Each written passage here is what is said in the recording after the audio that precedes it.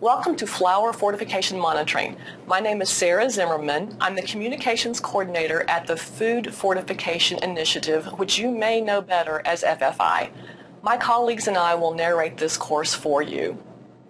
As you can tell by the name, this course was created to help flour fortification stakeholders like you monitor fortification programs. Thank you for your interest in this essential subject. The primary contributors to the course include FFI, the Global Alliance for Improved Nutrition, widely known as GAIN, and the IGP Institute of Kansas State University.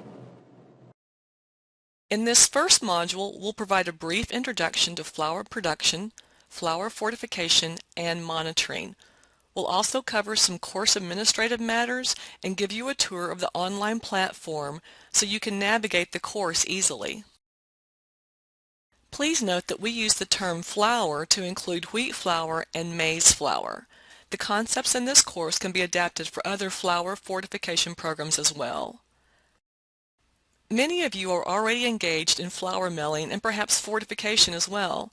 Let me quickly review these topics for those who are not familiar with them. At the most basic level, making flour is grinding whole grains such as wheat berries and maize kernels into powder form. Millers can produce a lot of different types of flour from just one type of grain. For instance, from wheat alone, you could have all-purpose flour, bread flour, self-rising flour, and pastry flour, just to name a few. If you aren't familiar with the milling process, this 2-minute video provides a brief look at what happens in a mill. At this Horizon Mill outside of Los Angeles, California, train cars unload their 200,000-pound payloads of wheat kernels from the Midwest. This steady stream of wheat will be transformed into 2 million pounds of flour every 24 hours. But how does the mill get so much flour from such tiny sources? The answer lies within a complex maze of chutes, tubes, pneumatic pressure systems, purifiers, and sifters that converts the wheat kernels to flour. Perhaps the most critical step is what the industry refers to as the first break. Like smashing a coconut to get the milk inside. This modern version of an ancient grinding stone gets the job done in the blink of an eye. It first goes to the first break rolls, and they're a corrugated roll, and they're 10 to 12 corrugations per inch. And they're spiraled a little bit, somewhere around 3/4 of an inch. And the rolls come against each other, only they go at different speed. One's going 2.5 times the speed of the other one, so you're not really grinding, you're shearing. It's a shearing action. Referred to as middlings after the first break, the endosperm is still quite coarse. To reach a finer flour consistency, the endosperm undergoes 5 more rounds of grinding and sifting. So it's a continuous flow. It goes through a grind, it goes through a passage, it's lifted, it's sifted, goes to another roll, and we keep reducing that product down until there's no endosperm left to become flour. Now transformed, the wheat journey continues. Bulk trucks will carry 50,000 pounds of flour to their final destination, which could be a bakery near you. After all, where would we be without our morning toast? As you see in this slide, whole grains have 3 main primary parts: the endosperm, bran, and germ. The endosperm has starchy carbohydrates and proteins. Most vitamins and minerals are in the bran and the germ. Using wheat as an example, highly processed flour is called low extraction flour. It is made mainly of endosperm and has less of wheat's natural nutrients. The gray bar on this slide highlights the mineral loss in wheat flour with a 70 to 72% extraction rate, which is the rate for most refined white flour. On the other hand, whole mill or whole wheat flour has endosperm plus more of the wheat's bran and germ. This is called high extraction flour. Flour fortification involves adding vitamins and minerals to flour during the milling process. The human body needs these in small amounts, so they are sometimes called micronutrients. When used to fortify flour, they are called fortificants. A mixture of fortificants is known as premix. Here you see a piece of equipment called a micro-ingredient feeder being filled. It adds premix to flour, and after that, a flour conveyor with a mixing screw or a batch mixer distributes the premix evenly throughout the flour. The primary objective of flour fortification is to improve the nutrient intake of a population. This will in turn decrease the risk of micronutrient deficiencies and their related consequences. Iron and folic acid are the two nutrients commonly used in fortification. Adding iron to flour that is widely distributed will help reduce the risk of anemia from iron deficiency. I can tell you from firsthand experience that this form of anemia is debilitating. Adding folic acid to flour will also reduce the risk of certain severe birth defects like spina bifida. Some food manufacturers voluntarily fortify a few items to diversify their product base. This targets a specific group of consumers. However, for fortification to improve the health of most people in a population, it needs to be done on a national scale. A variety of other foods can be fortified, such as salt, oil, milk, and flour. Flour is a popular choice because it is consumed daily by a very large proportion of the population in many countries. In these countries, flour fortification is likely to achieve the desired public health impact. With that basic understanding of milling and fortification, we'll move on to monitoring. When you think of the term monitoring, what comes to mind? Observing processes, data collection, analysis. Essentially, monitoring is the intentional, ongoing process of obtaining, analyzing, and reviewing data related to program implementation. Do you think monitoring fortification is important? We think monitoring is essential. It lets you discover problems early and make corrections in a timely manner. This helps ensure the desired public health impact. Additionally, reviewing data collected over a span of time, say 2 years, can show positive trends and growth. Realizing how far the program has come will motivate you to continue the good work. 4 types of monitoring will be covered in this course: internal and external monitoring, which both occur at mills; import monitoring, which is conducted at border entry points; and commercial monitoring, which takes place at retail locations. Another well-known type, household monitoring, is not included in this course. Internal monitoring is conducted by staff at flour mills. It includes 2 components, quality assurance and quality control, which will be described in another module. Regulatory monitoring is the responsibility of government authorities and inspectors. It includes external monitoring, import monitoring, and commercial monitoring. External monitoring has 2 primary components: technical audits and factory inspections. All of these terms will be covered in more detail later. People often use the terms monitoring and evaluation together, but this training course only covers monitoring. Impact evaluations assess the population-wide nutritional impact resulting from flour fortification. They require a lot of planning, labor, and financial resources. Do not invest in an impact evaluation until monitoring consistently indicates that the flour fortification program is running smoothly and a significant proportion of the target population is consuming fortified flour. Prior to committing to a full impact evaluation, program leaders may consider using FORTIMAS. FORTIMAS stands for Fortification, Monitoring, and Surveillance. The FORTIMAS manual provides guidance for gauging fortification program coverage and changes in micronutrient status among the population. It uses sentinel surveillance sites. Schools and health clinics are often chosen as sentinel sites. FORTIMAS focuses on trends rather than statistical significance. Another option is to use FACT, which stands for Fortification Assessment Coverage Tool.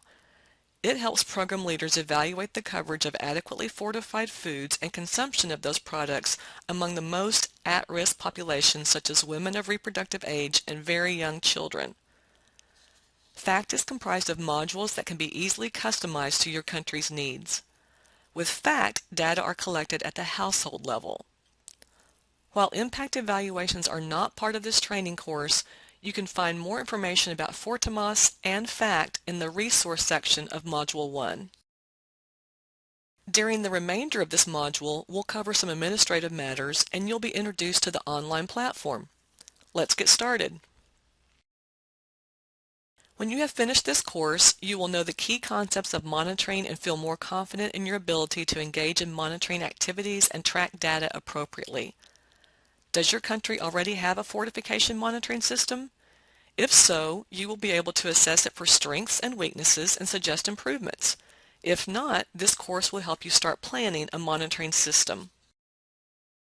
This course has a series of modules of various lengths. The full list is on your screen. As you can see, they cover a variety of topics. We recommend that you go through the course over multiple weeks rather than trying to complete it in a couple of days. Doing that will help you retain information. Each module after this one will be accompanied by a quiz that reviews key concepts. We advise you to take some notes while watching the module videos. These will be useful during the quizzes and for your future work on this topic. Now watch closely as you are guided through the main components of the online platform. In this video, you will get a brief overview of the Canvas user interface. The Canvas user interface has three main components: the dashboard, global navigation, and sidebar. The dashboard is the first thing you see when you log into Canvas. It provides a high-level overview across all your courses. The dashboard has two different viewing options: the course view or the recent activities stream. The dashboard course view includes a course card for each of your favorite courses. To view the recent activities stream, click the toggle to the right. The recent activities stream view contains a stream of recent notifications from all your courses, including announcements, discussions, assignments, and conversations. New or unread activities are shown by the blue indicator dot. You can view the details of each activity by hovering in the notification area and clicking the Show More link. To collapse recent activity, click the Show Less link. You can directly access your recent activities by clicking the link. To remove a notification, click the Remove icon. Another interface component is the global navigation, which is a static menu on the left side of the page that gives you direct access to your courses and other information in Canvas. This menu is accessible from any page within Canvas. The last interface component is the sidebar. On your dashboard, the sidebar includes a to-do list, coming up feed, recent feedback, and a View Grades button. The to-do list helps you keep track of assignments that you need to complete. Click any assignment link and Canvas will direct you to the appropriate page. You can also click the close icon next to any item to ignore the assignment. The Coming Up feed lists upcoming assignments and events within your courses. Under Recent Feedback, you will see the latest comments from instructors or peers on previously submitted assignments. Click the View Grades button to quickly access the grades for any of your courses. Note that when viewing Canvas with a small screen resolution, any sidebar content aligns with the bottom of the page.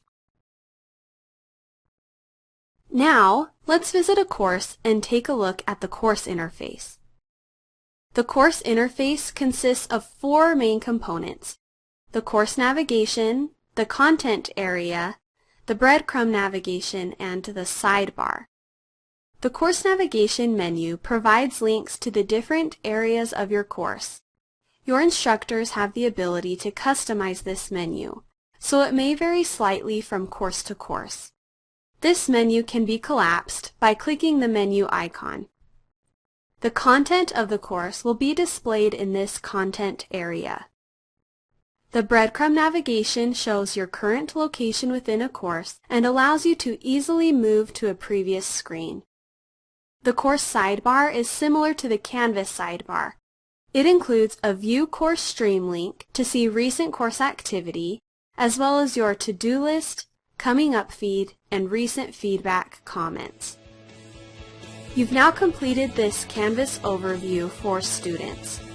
For additional information on this or any other topic about Canvas, just visit guides.canvaslms.com. You can also ask questions and engage with other Canvas users by visiting community.canvaslms.com.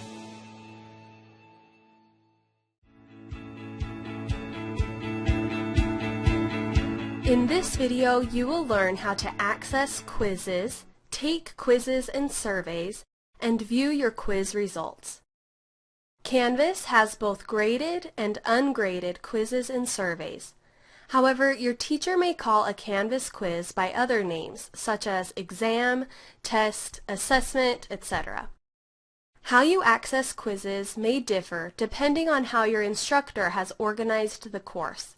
First, you can access quizzes by clicking the Quizzes link in Course Navigation. On this page, you will see a list of quizzes organized by type. You can also view quizzes in the assignment list on the syllabus page. You may also be able to access quizzes on the assignments page. Last, you can access quizzes in modules if your instructor uses modules to organize the course. Within modules, quizzes are indicated by the Q icon. Click the title of a quiz in order to open it. After clicking on the quiz, but before beginning the quiz, you will see details including the due date, point value, number of questions, availability dates, time limit, and allowed attempts if there are more than one.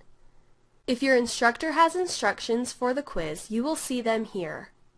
Click the Take the Quiz button, or if you are taking a survey, click the Take the Survey button. Depending on the quiz settings, you may see all questions one after another, or you may only see one question at a time and have the option to click Next to access the following questions. Also, depending on quiz settings, you may be able to return to previous questions. If that is the case, you can access previous questions quickly by clicking the question name in the sidebar. Questions might also be locked, so you cannot access previous questions. To remind yourself of the questions you would like to return to, click the flag next to the question. You will see the flag appear next to the question name in the sidebar. Below the questions in the sidebar, you will see time elapsed, or if you are taking a quiz that has a time limit, you will see time remaining. If you are taking a timed quiz, the timer begins once you begin and will not be paused if you navigate away from the quiz. You will be alerted when there is a minute left, and the quiz will automatically submit when the time is up. If you log out or leave the quiz, you can resume the quiz by opening it and clicking the Resume Quiz button. Note that a quiz can only be resumed during the dates that it is available. After you have completed the quiz, click Submit Quiz. If you are allowed additional attempts, you can click the Take This Quiz Again button on the Quizzes page to take it again. After your quiz has been graded, you can view your quiz results on the quiz sidebar under Submission Details. If your instructor allows, you can also view results for each individual question. If the answer was incorrect, it will be indicated by a red flag, with a gray flag pointing to the correct answer. Correct answers will be indicated by a green flag. You've now completed this tutorial video on quizzes. For additional information on this or any other topic about Canvas, just visit guides.canvaslms.com. You can also ask questions and engage with other Canvas users by visiting community.canvaslms.com. If you watch all the modules and earn at least 80% on the quizzes, you will receive a certificate with acknowledgement from GAIN, FFI, and the IGP Institute of Kansas State University for your accomplishment. One continuing education credit will also be granted. The course is self-driven and pre-recorded. However, a moderator will facilitate the discussion board and answer questions about the course. If you have a question related to the course content, please use the discussion board so that other students can also comment. Contact information for the moderator and the course administrator are in the course syllabus. Contact the administrator if you have technical difficulties or trouble navigating the course platform. That concludes the introduction. The next module will discuss how to develop a relatively comprehensive monitoring program that is also feasible to implement. Remember, there will be a quiz after all the other modules. Thank you and good luck.